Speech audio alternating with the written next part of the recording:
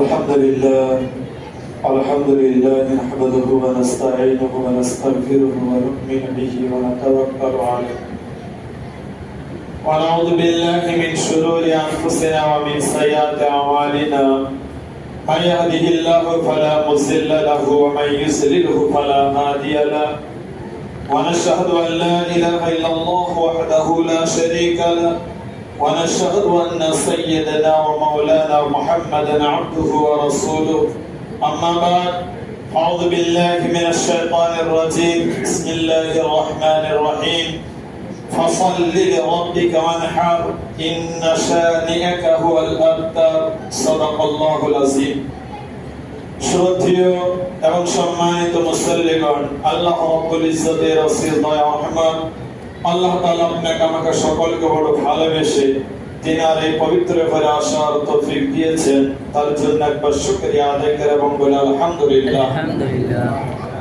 তারপরে পুরো মহামানব যিনি আমার নবী, আপনার নবী তথা সারা বিশ্বের নবী, নবী করে শিরোমণি তাজদারে মদিনা আহমদে মুজতবা মুহাম্মদ মুস্তাফা সাল্লাল্লাহু আলাইহি ওয়াসাল্লামের প্রতি লাখো কোটি দরুদ ও সালাম বর্ষিত হোক। সকল বলে আল্লাহুম্মা আমিন। কুরবানি গেল, রমজান গেল, ঈদ গেল, বকরীদ গেল, সবকিছু আমরা পার করে কয়েকদিন পর হয়তো একটা ইন্তজামের আশায় রয়েছে, আবার যে মহরম বলে আবার আছে, সেদিকে যাব না, এখন সময় রয়েছে। আজ অনেকগুলো কাজ আছে, জুম্মার দিন মাইয়েত জানাজা আছে, আবার বিয়ে পড়ানোর ব্যাপার আছে। অল্প সময়ে কিছু কথা আলোচনা করব যেগুলো আমাদের জিন্দগির জন্য অনিবার্য এবং কাল আখিরাতের জন্য জরুরি। যেমন আমার অনেকে কুরবানি করলো,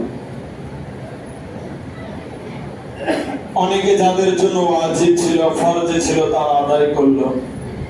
অনেকে নফল ইবাদত হিসেবে কুরবানি করলো, অনেকে হয়তো করলো না। কিন্তু এই যে কুরবানি করলাম, আল্লাহ কোরআনে কি বলছেন?